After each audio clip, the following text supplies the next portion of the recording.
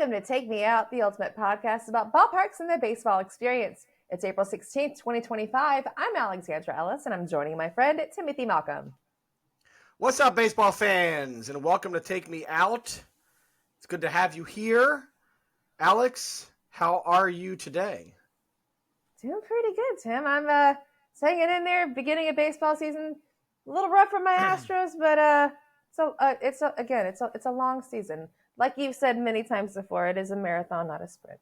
It is a marathon. and you've been to Dyken Park so far this year, I've only been to one game this season, unfortunately, but I'm working on multiple more games. I can't just do one. I've been to one game as well. And we're going to go to a game together soon eventually. We're going to figure it out. We'll figure that out. I've been to one game as well, and it was fun. The Astros lost, which is whatever. Yeah, but you know, and what I'll do is I took a bunch of videos, and I'm going to send them to you so that we can put them on the Instagram. Yeah, absolutely. Generally, I wanted to kind of show people what was at Dyken this year. If there was anything new, not really much. I mean, the train is new, which is cool. New signage, but there's not a lot new at the park. Otherwise, it's pretty much the same park it was last year. So, but I took people kind of on a walking tour of here's where I go if I go to Dyken Park. And before the game, I went to Flying Saucer, had a beer, had a really nice time there, and took a little video there. So kind of show people what the experience was like for me going to a game this year. Fun. It's a lot of fun. Cool. And very nice. This episode here today, episode 11. We are not going to do a big guide or anything today. We're going to instead, we've had 3 weeks of baseball, 2 to 3 weeks of baseball so far this year. I mean, 3 weeks. And so we're going to go kind of look at what the season has been showing us so far as the ballparks, what crazy news stories are out there about ballparks, things that have happened at ballparks, any new changes, anything that's, kind of new to talk about. Just going to get a banter about sort of the experience of 2025 and what some, things, what the new things are and what the fun things are and that kind of stuff. Very cash, keeping it super cash today. Super cash. Yeah. Why not? And I wanted to mention this because I didn't do this last week, but I finally made this all happen. And we weren't here last week. We took a week off, but we had a recent episode that just came out yesterday about Jackie Robinson and both where you can celebrate his legacy and his life, and also just talking about Jackie Robinson today in 2025 and what his legacy means and what it should mean, especially as it pertains to ballparks and how we should kind of think about ballparks going forward in an age where it's not necessarily, the words DEI is apparently an evil term. And so we talk about that and get into that. And I make a declaration that if you don't like what I'm saying, don't listen to my podcast anymore. But tons of other podcasts out there. That was our last podcast. And we did one yesterday, new one today. And so 2 in 1 week. So you're getting your money's worth, baby. And for this one, we wanted to go just super cash and super fun. But I did have to say, because I haven't said this yet, I have officially booked my plane tickets and I have the dates and I know what I'm doing now for my first trip this year. I am going to the Bay Area next week. Next week, I will be in the Bay Area. Oh, my God. It is next week. Wow. Yeah. That's so cool. I'm so excited for you. So here's the trip. So on Monday, after work, I am getting to the airport. I am flying on so here's the deal. If you're flying to the Bay Area, San Francisco, San Jose, Oakland, you have to pay a lot of money, typically. It's usually a pricey flight to get out there, at least from Houston. So instead of paying $450 for a one-way flight, I'm paying $120 because if you do a connecting flight, it's substantially less. So I'm taking a flight to Las Vegas. I'm stopping in Las Vegas at midnight on Monday, Tuesday.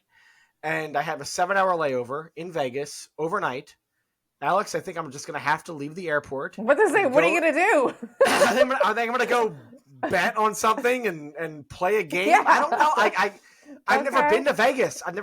So I feel like I have to do something. Have you never? Neither have I. I've flown through it many times. I've seen. You mean it's kind of shocking when you're at the Vegas airport in McCarran. It's just the strip is right there. It's you right don't realize there. How close you are to the strip. 2 miles right away. There. Yeah. And so I Yeah. think I'm Might just as well gonna hop. walk. Yeah. Well, I don't think maybe you can walk, but No, in the desert. I've heard like hop in an Uber or whatever. So I'll probably do that and get out there and just like, walk the strip a bit at night, see what that's all about. Maybe have a drink. Mm-hmm. Maybe, if I need food, I don't know if I need food, who knows? Play some games, just like weirdly stay awake. It'll be weird. It'll just be, I'm going to cherish the weird, just embrace the weirdness of Vegas. So then I go back to the airport. I can't wait for that. Go back to the airport and have a morning flight into San Francisco, get in Tuesday morning, the 22nd, very early, like 9-ish.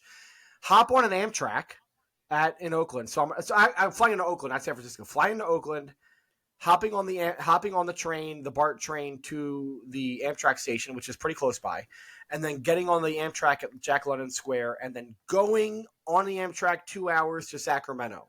So I'm trying to make this work within I'm like flying into Oakland and the plane lands at like 9:00 in the morning. And I think my Amtrak leaves at like 9:45 from Jack London Square. I'm hoping I can make that work. If I don't, I'll like be on the phone with Amtrak to change my train as quick as possible.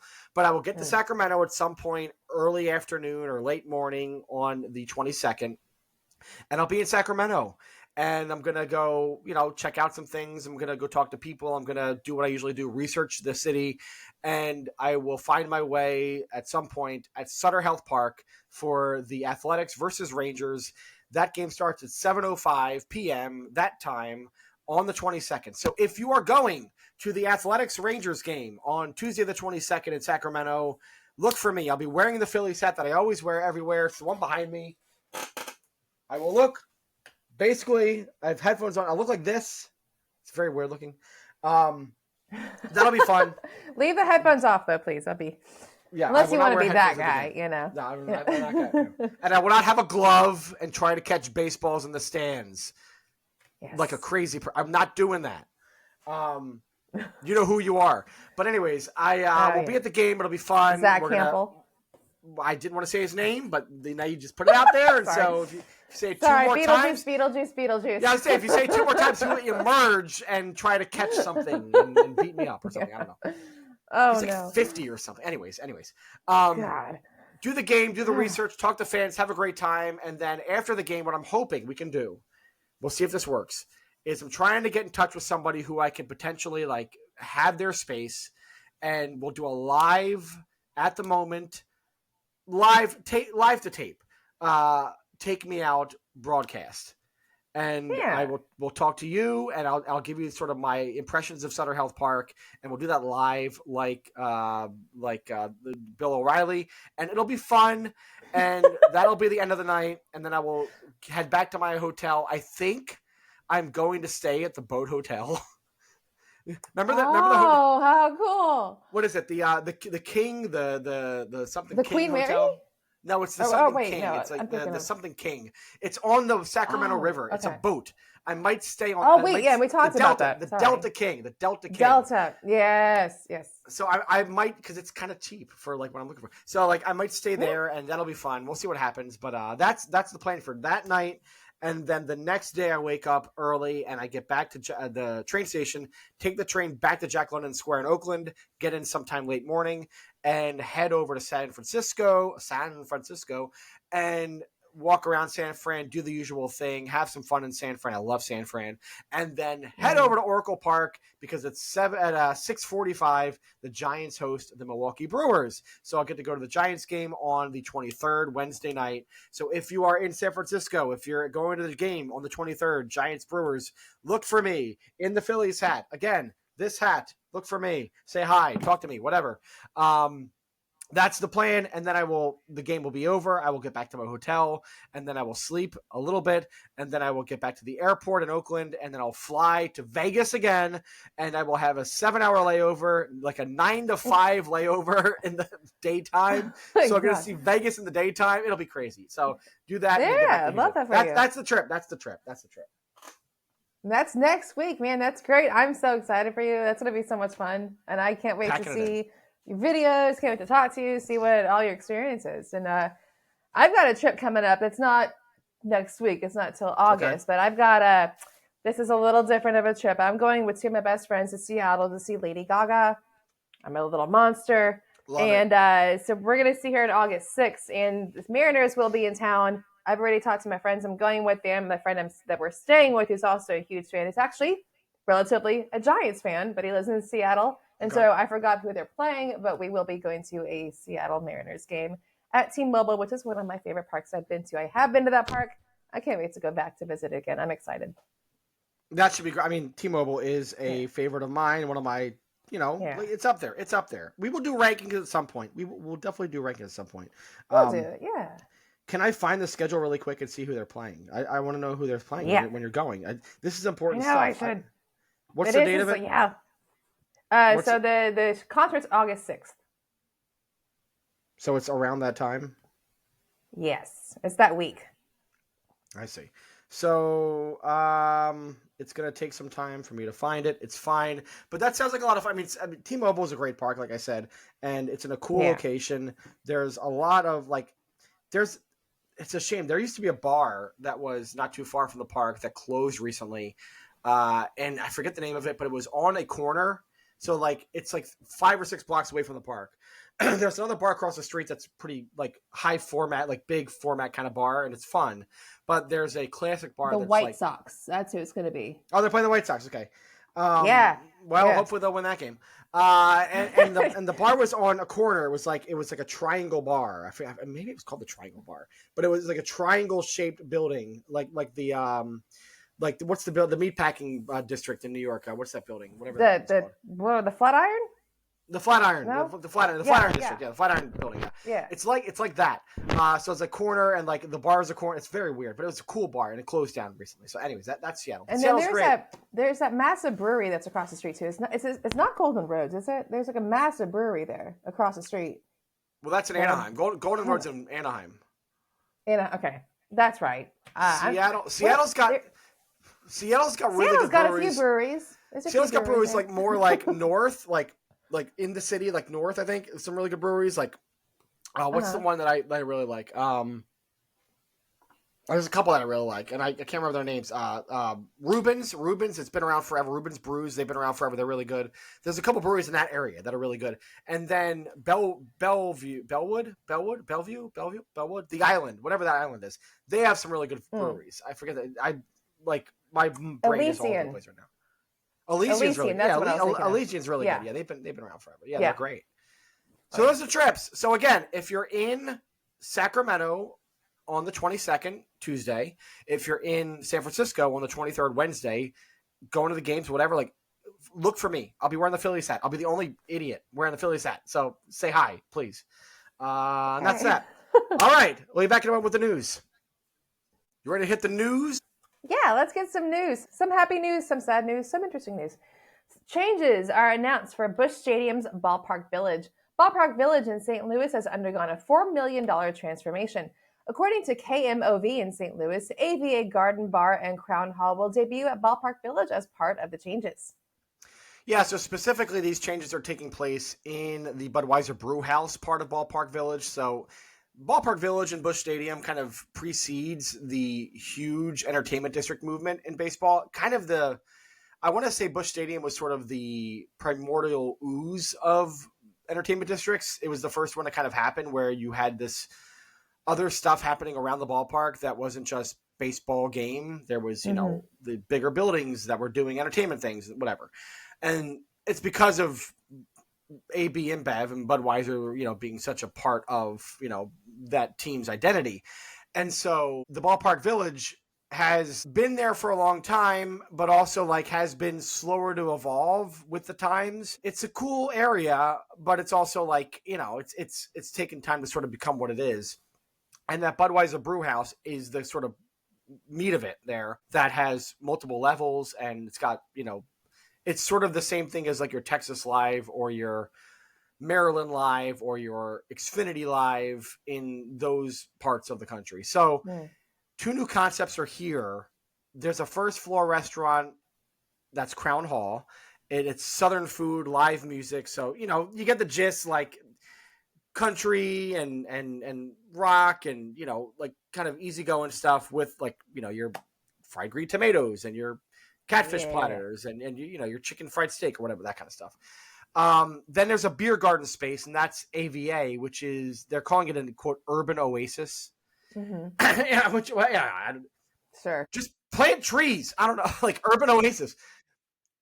And they have Asian plates, so like they have Asian food. So like they have your Thai noodles with your beer or whatever it is. They also have some newly renovated private spaces there, upgraded lighting and sound. They're trying to do more live music stuff there at the Budweiser Brew House. So if you're going to the Budweiser Brew House at Ballpark Village in Busch Stadium, then you're going to get different things than you've had before. They're trying to make it cater to, I think, a younger audience, it sounds like, with this Southern country music, live music kind of space, and then this beer garden that has Asian food that will cater to people who are younger, who have had more diverse culinary offerings in their life, because we've introduced more different cuisines in America over the past 15-20 years. So that's the idea. It's cool. I mean, that's great. Busch Stadium evolving with the times, and that's good to see. Good for them. All right, next we're going to Anaheim. The Anaheim City Council wants a heart-to-heart over Angel Stadium. We did cover something about this very recently. The nonprofit Voice of OC, yay, nonprofit journalism, reported April 10th that members of Anaheim, California City Council are helping to draw up a roadmap for the future of Angel Stadium with the Angels and the owner, Art Moreno. So this is the follow-up from a couple of weeks ago. We talked about Angel Stadium and the whole thing with the city. So to refresh this really quick, the Angels had attempted to buy the land and the stadium from Anaheim in 2022, but that whole effort died. Then the Anaheim mayor was later sentenced to 2 months in prison, I believe, for leaking info about the deal to an Angels consultant so that he could try to get a better deal for the city. Obviously, you can't do that. He got arrested, and he got 2 months in prison for that. So now, like, that caused an audit to happen. When that all happened, they decided we need to have an audit. An independent auditor came in. They audited the whole thing, and then what came out a couple weeks ago was that the city of Anaheim doesn't really know all the time what's going on with Angel Stadium. And because it's a taxpayer-funded ballpark, that isn't great. You should know what's going on at the ballpark, renovations taking place, what, certain things look like, if you need to replace things, if there needs to be updates, whatever, right? The Angels recently got a 30-year lease that they updated for the ballpark. They updated their lease, and it's going to expire in 2032. So essentially now, after the audit and with this lease continuing on for another 7 years, so it was a 30-year lease, but they extended it or whatever the case it may be, the city council wants to have a relationship and say, hey, we want you to stay here for a while, but we need more oversight. We need more transparency. We want regular audits, regular opportunities to inspect the stadium. And you also have to come clean with like your commitment to Anaheim. So the mayor, Ashley Aitken, she is quoted in the story saying that she wants the Angels to fully invest in Anaheim, parks, schools, things like that, and then also allow for inspections of the stadium. The city council wants to come together and create a roadmap with owner Artie Moreno. So that's what's happening there. It sounds like they want the stadium to continue. They want the Angels to stay in Anaheim, but I don't know. It feels like the Angels have always tried to find ways out of the city. Like buying the land for the stadium and having the stadium to themselves, like gives them a lot of, it makes it easier for them to leave at some point. And then like renaming the team, like California Angels, Anaheim Angels, Los Angeles Angels of Anaheim, like all, yeah. Like what is the commitment of the team to the city? And I think that's really what is underscoring all this. To me, it feels like there will be a time in the future where the Angels will leave Anaheim, or maybe at least leave that area. I could be wrong, but that's the tea leaves that I'm getting, and I don't know anything. The tea leaves I get make me feel that way. I don't know. Your thoughts? I get that same vibe. It's been such an influx area for a while because and we've discussed this before, it's not a pretty area. The ballpark is literally in the middle of parking lots, which, is a thing about, the Astrodome used to be like that too, but it's not a pretty stadium. It's not a pretty area. There's not a lot to do around there. All you've got is pretty much Golden Roads Brewing across the street from there, which is not even across the street. It's like it's a Well, yes, it is technically across the street. It's an avenue. It's an avenue. You have to walk across like 2.5 parking lots to get there from the ballpark. That's true. It's That's very true. not an easy track, but it's just not an ideal spot. And I know we've discussed this with the Jackie Robinson episode, but like I just have this fear in my gut that if they do sell the team or they do come up with another idea for a new ballpark, it's going to be further away and it's going to be in the burbs and it's going to benefit their wealthy season ticket holders, and which is what's been happening lately. But I hope that they can come to an agreement or a plan that benefits everybody. I mean, that's just like the hopefulness inside of me. Imagine if they put like the new Angel Stadium on like a rocky hill, like on the beach side. Like, whoa, okay. Like make that as inaccessible to the regular common fan as possible. Yeah, man. No, but we'll see what happens. I'm just kidding. But yeah, I mean, it's one of those ballparks that it's very limbo. It's very in limbo. Wrigley Field in Chicago feels in limbo, and Kauffman Stadium in Kansas City currently feels in limbo. And so there's a couple stadiums that and I mean like in limbo as in like they don't necessarily fit where ballparks are right now. Not that they're in limbo of like leaving. I mean, Kauffman, they're going to leave Kauffman at some point, it sounds like. But it definitely feels like these are ballparks that are sort of, they're older ballparks that probably are going to have to be replaced or the team's going to have to move or whatever it is. Like something's going to happen there. Something's going to break. Like Kauffman is one of them. Raid is one of them. And Angel is one of them. And even to an extent, like, I mean, obviously the Rays with Tropicana, that whole mess is part of that now. These ballparks are kind of the ones that really are, to me, the signal that like things might change. Like there's going to be a new cycle of ballpark in the next 10, and these teams will be on the forefront of that, it sounds like. So we'll see what happens, but something to keep track of. We'll keep track of the Angels and the Anaheim, the battle there, the talks there as it continues on. But let's take a break real quick. We'll come back and we will have a very informal, very fun, I'll be drinking more beer, conversation about the 2025 season and how it relates to ballparks. Stay with us. Don't do that. Thank you. Welcome back to Take Me Out. Tim here. Alex is there. How are you? I'm wonderful. How are you? Not a lot has changed in the last 2 seconds. No, thankfully. We're going to take some time to talk about what has transpired in the last couple weeks here of the 2025 season. Not the teams and the games. No. We don't care that the Padres have been all world destroyers. We don't care that the Twins look really bad. Well, we might actually talk about that. We the torpedo bats. We did that for none of that. It's we're going to talk about ballparks and sort of what's happened at ballparks in the first couple of weeks, the stories that have come out of ballparks, the fun, the not so fun, the weird, the cool, the whatever. We're just going to – I found a bunch of stories that, are about, what's going on at different ballparks, and we dropped them in, we dumped them into our pile here, and we're just going to talk about a bunch of them and kind of, have a rambling discussion about these things and just kind of go over them and give you, the listener, an understanding of like what to expect at some of these parks this year as the season has started off. So, all right. Well, I guess we're going to start with so this happened early in the season with the Pirates home opener, and I'm sure a lot of you have heard about this. If you're listening to this podcast, you know baseball enough to have heard this story. This was ridiculous. So the Pirates were in hot water a couple weeks ago during their home opener. People got to the park and they saw that the number 21 logo that had been in right field, right next to the foul pole on the fence, was gone. A logo that paid tribute to Roberto Clemente was gone. Instead was an ad for Surfside, iced tea, and vodka. Now, this is nothing against Surfside, which is a great company. They make delicious beverages, alcoholic iced teas and lemonades and sort of sparkling-ish, kind of like nice, like not very carb-heavy kind of stuff. Very good. They're out of Philadelphia, good company. And they're all over. I mean, if you go to Citizens Bank Park, you'll see Surfside everywhere, like the logos, the beverages. People consume them by the bucket loads. It's insane. But Surfside's good. But like they put the logo for Surfside, like they got rid of the Clemente logo. They put the Surfside on top of it.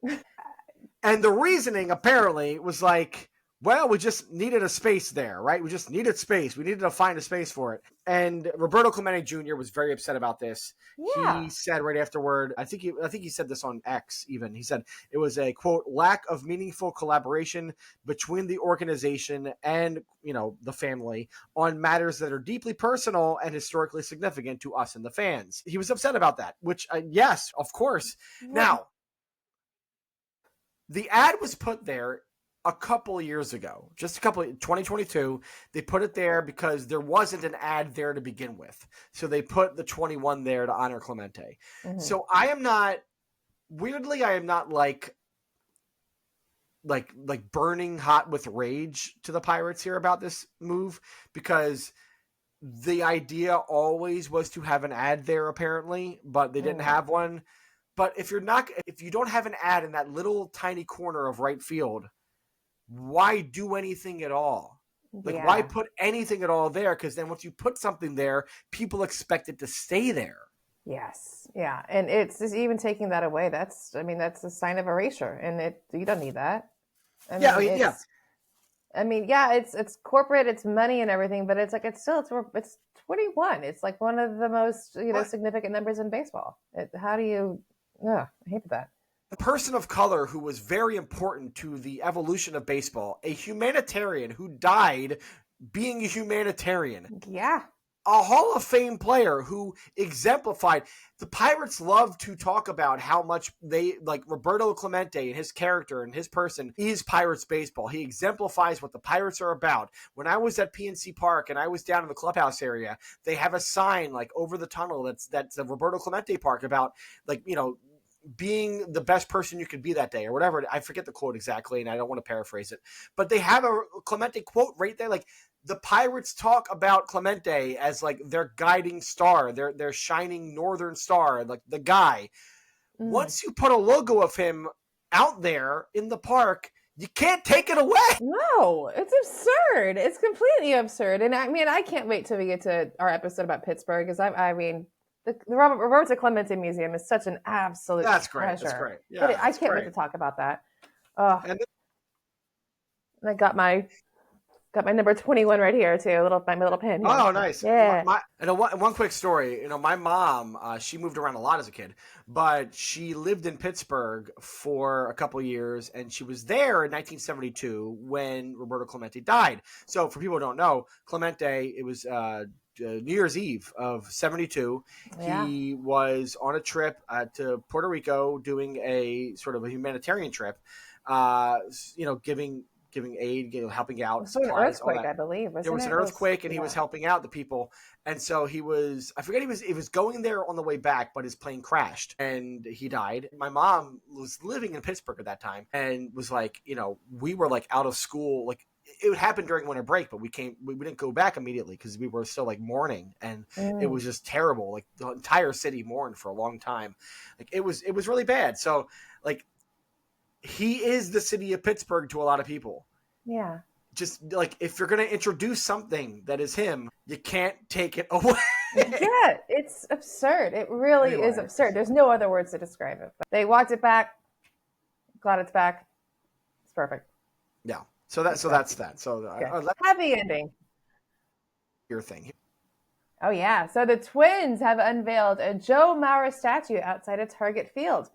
On Sunday, the Minnesota Twins publicly unveiled an 8-foot bronze statue of Hall of Fame catcher Joe Mauer. I love it. I mean, Joe Mauer. Yeah. It's funny. Like, this is me just being a small hall guy. When I watched Joe Mauer play, I never thought like that's a Hall of Famer. I always thought he was a really good player, and I thought like he's at that like line, the Jim Rice line essentially. But we've gotten more. I don't know if we've gotten more open hall in the last several years. I don't know. It's kind of been the same. I think there's been a lot of data that says like it's actually not as bad as you think, or it's not, whatever it is. We actually let in a lot of people back in the day, and maybe we're not letting as many people now. Whatever. But Mauer was great, and the statue is of him standing up, ready to throw a ball. It looks like the second base, it kind of catches base stealer. It's great. Joe Mauer. I mean, we need more. I think there should be like 1 million statues. Like, that's just my hot take is there should be 1 million statues. Yeah. I mean, statues are so like, they're synonymous with sports, but like, especially with baseball, it's great. I love it. Like, the other thing I wanted to mention is that yesterday, we're recording this on a Tuesday, but yesterday, the Monday, which is April 14th, The Twins had the lowest attendance at Target Field like ever, or like one of the lowest ever. It was 10,240 as they played the Mets. Ouch, Charlie. Now it's early April. Yeah.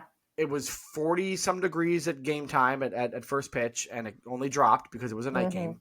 It's a Monday night, so like, not a great night to go see a baseball game. They're playing the Mets, and the Mets aren't a rival, and the Mets are pretty good, but not like the Dodgers where you want to see Shohei or something like that. Maybe you want to see Juan Soto. Anyways, that's a low amount of attendance for Target Field. Yeah.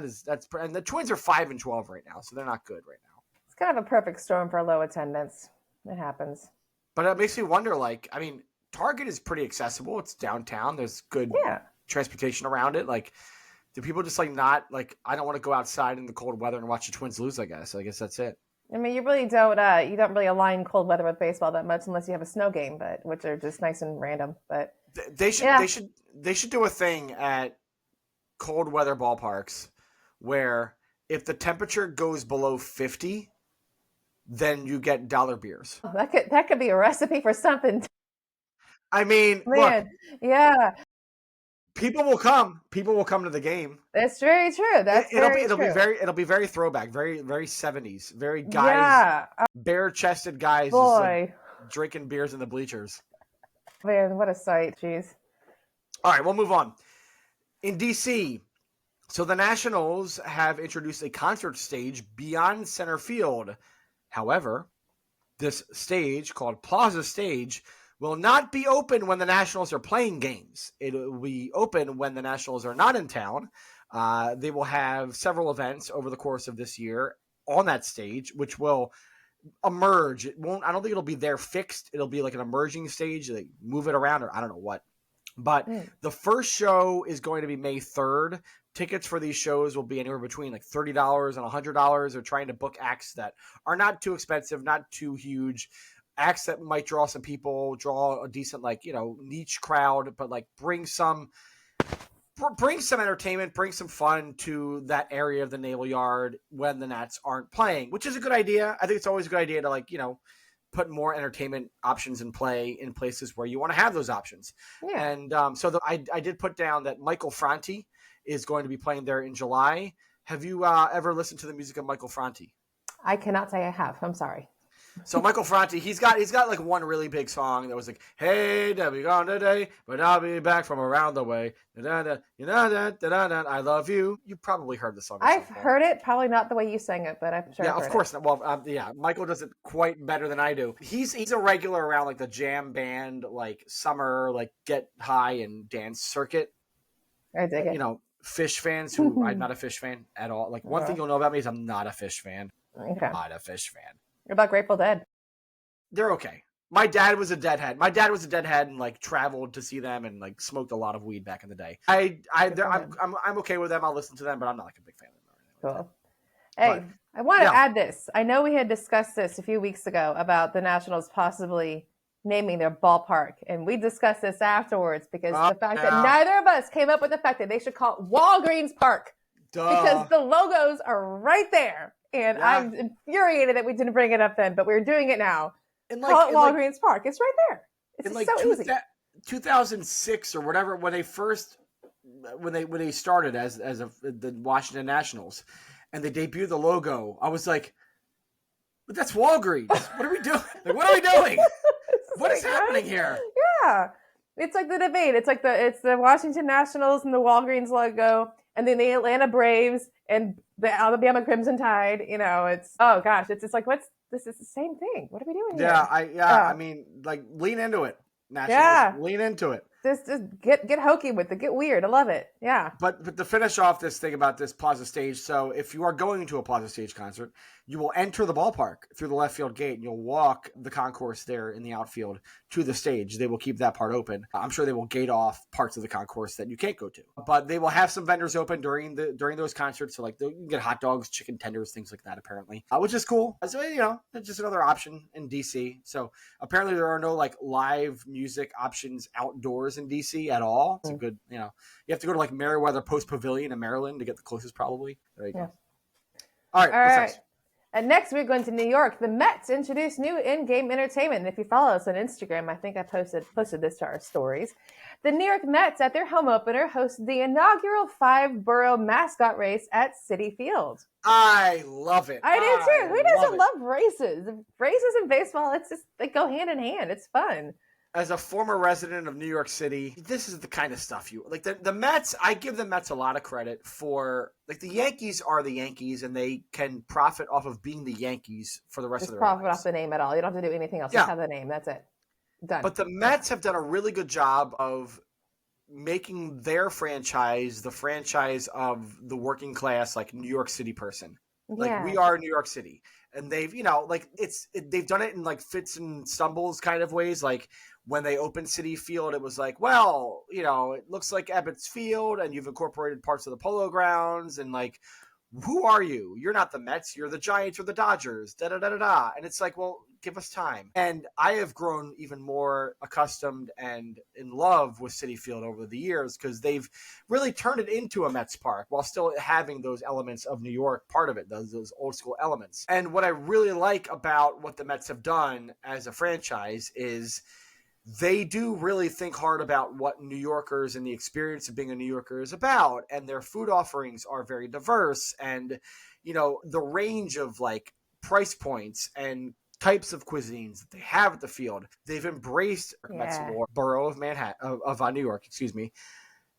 Manhattan is a skyscraper. It's a person dressed as a skyscraper. Queens is a person dressed as a subway car. Brooklyn is a person dressed as a slice of pizza. Yeah. Staten Island is a person dressed as the Staten Island Ferry. And the Bronx is a person dressed as a giraffe, because the Bronx Zoo is in Bronx, right? Yeah. It's great. They race left field to right field in the outfield. And apparently Queens won the first race, which makes a lot of sense because it's the Mets. They play in Queens, and Queens won the race. Queens won the race because the Bronx giraffe fell before the starting line, which, again, what the implicit thing that they're saying is, boo Yankees, go Mets, because the Bronx fell. There you go. Okay. I get it, right? It does make you wonder if it was rigged. But I will tell you, as a lifelong diehard Phillies fan, okay, this sounds weird. I like the Mets. I think the Mets are fun. I think the Mets get it. I think Cohen gets it in a lot of ways. And I think they lean into the fun and the coolness of being the New York team. And, like, I just appreciate it. I think there's a lot in common between Phillies fans and Mets fans that we don't talk about as fans. And I think we should embrace that more often. We should all hate the Yankees, not the Mets. Oh, well, yeah. I mean, that's what brings us all together, doesn't it? I mean, that's what's great about the baseball with the rivalries is, like, you never root for the downfall of any organization. You want them to do well because you want it to keep it competitive. You want that competitive spirit. You don't want any ill will. It's like if someone's star player gets hurt, it's like you kind of mourn for them a little bit too, because you want everything to be a fair, balanced playing field. I mean, you don't want to. I mean, if the Rangers came to town and they were 0 for 52, I mean, it's kind of like, that's not fun. You want some competition, So, well, yeah. Well, if the Braves, I laugh at the Braves' expense, so I don't care. I mean, you're so nice. No, it's okay. No. I go there sometimes too. I try. I don't hate any baseball team. Yeah. If you are a Dallas Cowboys fan, that is a different thing altogether. I'm sure they would agree with you too on that. It's all good. Yeah. All right, Comerica. Actually, this is your turn. Oh, yeah, sure. I'll take this one. So at Comerica Park, they lost a very unique part of the field design recently this season. They eliminated the keyhole. Do you know what the keyhole is, Alex?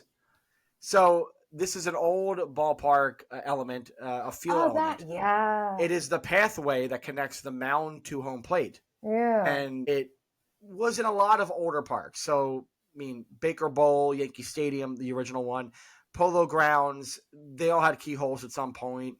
It dates to the 1800s. It's been around for a long time. But up until the last several years, only Chase Field in Phoenix, the Diamondbacks home, and Comerica, the Tigers home, had keyholes. And I think in the Tigers case, it was sort of like, we are throwing back. Like, the Tigers are a throwback franchise, and so it makes sense. While doing research on the keyholes, I found out that in 1946 in the World Series, Sportsman's Park in St. Louis, they had a ring around the pitcher's mound, a dirt ring around the pitcher's mound for just the World Series, which was really cool looking. Okay. I think teams, if they go to the World Series, should do something fun to the field, like have a random dirt circle between third base and the mound. I don't know, something like do something weird. I don't know. Yeah. Have Towels Hill at Minute Maid. Well, yeah, that's extreme. But there were some quotes about this.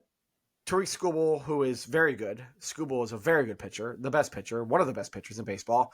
He didn't like the keyhole and was glad to see it removed. He said, quote, "Obviously, I understand from a fan perspective, it's unique and stuff, but just from a visual perspective, it's so much different." And he was talking about how like eye levels and things like that, like how you see the ball come off, like it's different and it's distracting and it's better to like not have it. Pitcher Tyler Holton, however, a relief pitcher for the Tigers, said, quote, "I think if you're noticing things like that, you're probably not focused on what you need to be focused on." I'm on his side. Now, Tyler, your ace pitcher who won the Cy Young last year, was like, "I don't like it. It's better that it's not there."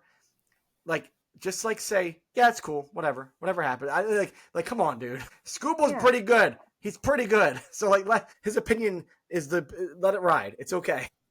I like that though. I like that design. I mean, I don't know. Every time I like now that like I'm really thinking about it, just that keyhole, it reminds me so much of the old school style thing where you got the players who have got more of they tuck the pants into the high socks. I just associate it with that. Just like more of that old school feel. I dig that.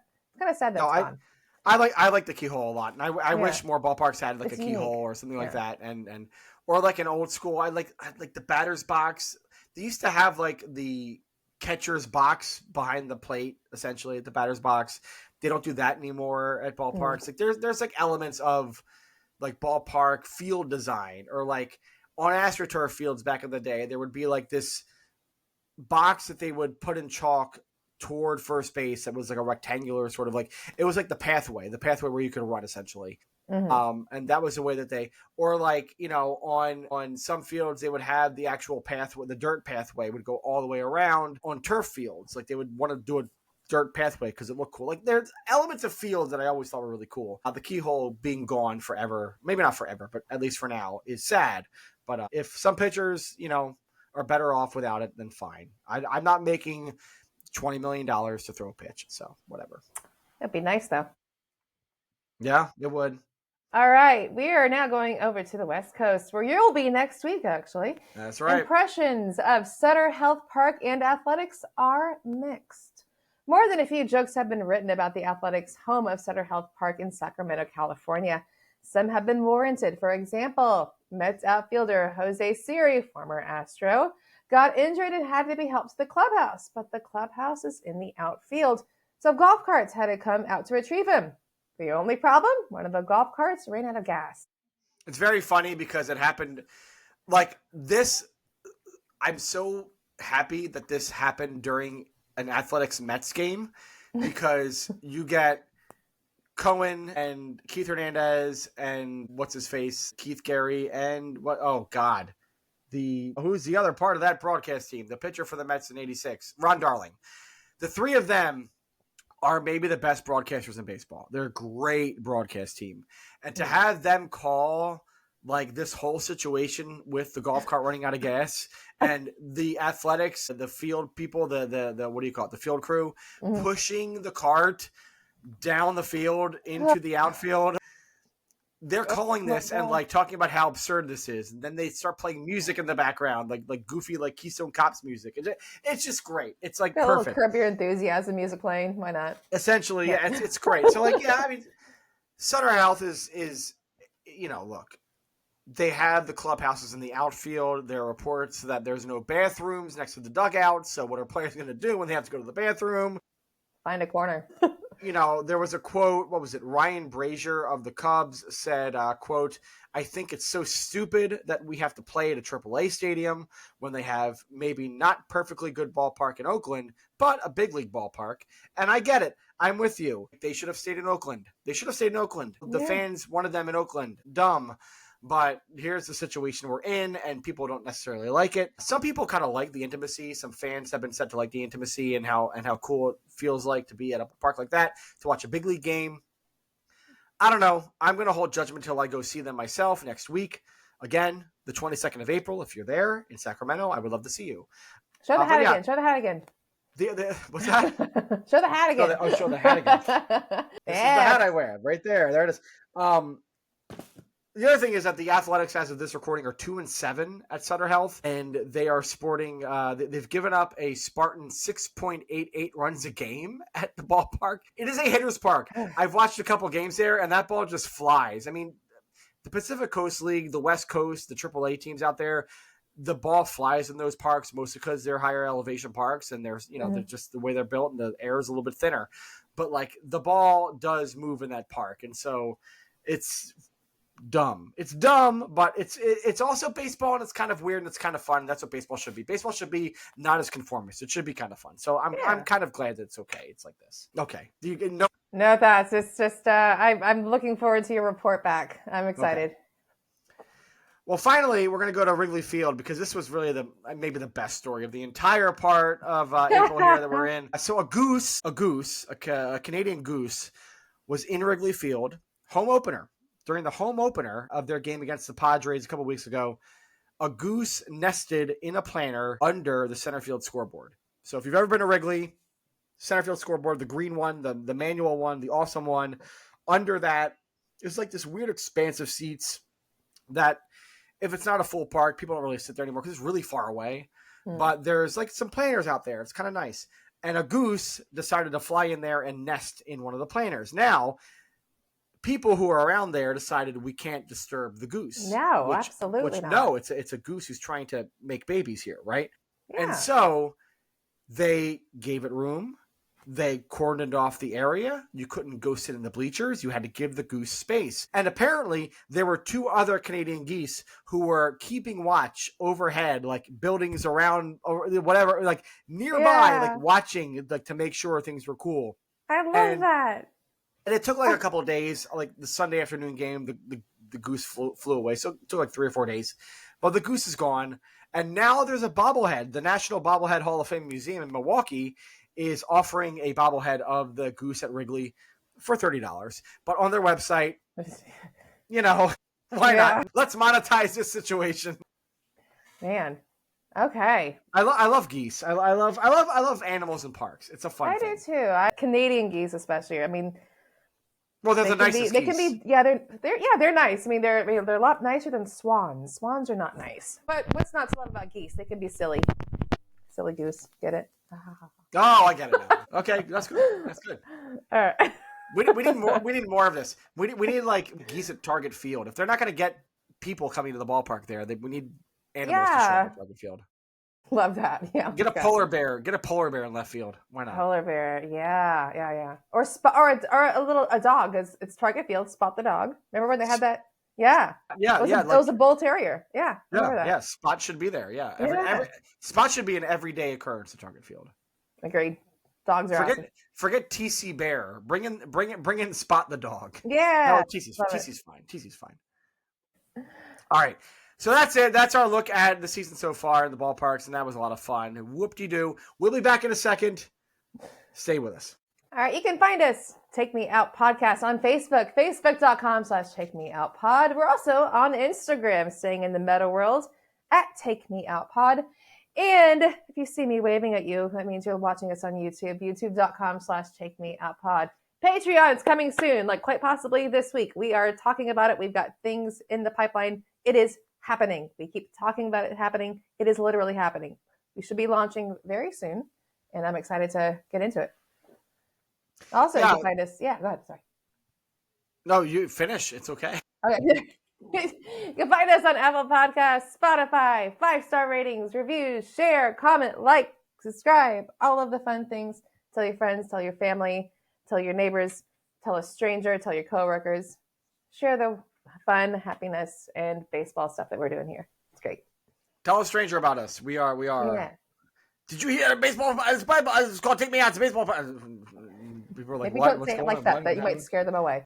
You might scare them away. But if you like baseball, if you like going to ballparks, if you like going to games, like this is the podcast for you. Yeah.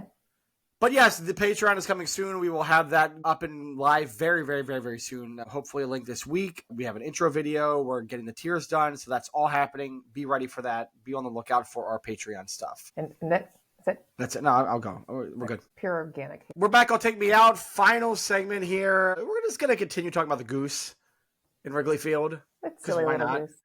So I figured for a last segment activity, the Goose to me could be the thing that propels the Cubs to some sort of championship this year, whether it's a National League title or World Series, or it feels like the Goose has power, right? Like the rally monkey in Anaheim. Exactly. That's exactly what I was thinking. They got a rally goose. Stupid squirrel in St. Louis in 2011 that ran across the field during the NLDS and changed the entire landscape of the National League that year because the Phillies were going to run roughshod over everybody, and it didn't happen. Animals in parks making a difference, right? So I wanted to spin the wheel like we do sometimes, and I wanted to see what team we came up with, and whatever team we came up with, come up with an animal that would be perfect for that team. If that animal were to run on the field or show up at the field, show up at the ballpark, and turn that team's fortunes around or enhance that team's fortunes or something, what would be the perfect animal for that team? Are you ready? I'm ready. Let's spin that wheel. Okay, we are spinning the wheel right now. And so we're coming up with an animal that would fit perfectly for the, well, this is weird. It's the Angels. Oh, that's okay. So, but it can't be a monkey then. Okay. It can't be a monkey. So look, the rally monkey was 2002. It's old hat. It's been over 20 years. Let's move on from the monkey. In fact, where is he? Do you have a rally monkey? I have a rally monkey. What's up, dude? That's awesome. There he is. Yeah. I have a rally monkey. So, all right. I love you, rally monkey. You're great. But we need to move on from you. Take it back. It has been a while. You're getting older. You know, you need to go. Like, Grandpa, it's time to retire. Okay, it's just time to take a moment. Time to go relax for a couple of years. Like, enjoy the rest of your life. Yeah. Have your Geritol. Have a great time. So we need another animal for the Angels. What animal could that be? Oh man, I'm trying to think. It's almost because I want to say with his proximity to Disneyland, like mouse, but mice are way too small to even be noticed. You know, rat. Rat. Now that's more like Mets or New York. But I don't know. What would you think? I wanted to do something associated because it's so close to Disneyland. Like, oh man, what? I don't know. What are you thinking? Let's see. Like, how about Disney? So you got Disney. You got Cinderella. You have pumpkins. There are mice in Cinderella. There are mice there too. You have Beauty and the Beast. The Beast, the lion, essentially, kind of a lion, sort of a lion, not really a lion, kind of a lion. How about Lion a duck? King. How about a duck? Donald Duck. Donald Duck. Let's have a duck just randomly waddle across. Yeah, rally duck. I like because it's not a goose. I like a rally duck. I like a rally duck. I do too. Yeah. Is there something with Mike Trout and a fish? Oh, sir. Okay. Yeah, a duck with the trout in its mouth. I don't know. Well, you know what? The trout is an easy one. That's not calling it easy, but you know that's a good one too. Well, but what does a trout do? A trout just like flops around and gasps for air, kind of like the Angels do at the end of their season. And Mike Trout whenever he gets injured. Stop. That's not nice. It's not nice. It's not nice. Logan O'Hoppe is having a great year. Could we do like a hopping kangaroo? Rabbit? A kangaroo? Kangaroo. Okay. Logan O'Hoppe kangaroo. I don't know. No, I like the duck. I think there should be a duck. I think you got to give him an Angels jersey with no pants, like Donald Duck. Oh yeah, no pants is the way to go. And he's got to have like the white, like it looks like a priest. The white, the preacher collar. The collar. I like the duck. I like the Angels duck. I like the Anaheim. What would you call him? Oh my God, the Anaheim Ducks. Come on. Yeah, it's jeez. Yeah, that's easy. That's it. It's easy. It feels. We did it. We solved it. Easy. Yeah, we solved it. Woo woo woo, Kenny woo. All right. Well, I guess ducks fly forever. Yeah. Flying V. All right. Well, that's it. Yeah, we did it. Okay. A duck. Perfect. A duck. Rally duck. There should be a duck race at Angel Stadium. They should do like a rubber duck like a person dressed as a rubber duck. There Yes. should be a person dressed as a wooden duck that is pulled on by a string, right? Like the children's toy. There should be the duck that goes like this. Yes. Okay, one of those, and then there should be like maybe like the duck that's in like the Dove commercials or what's it? The soap commercials. Oh yeah, the oil spill. You make it nice and sad. The oil, yeah, I know. There should be an oil spilled duck. Way to bring it down. Oh my God. There should be a duck covered in like Exxon, like it's just like this duck, this duck, this duck.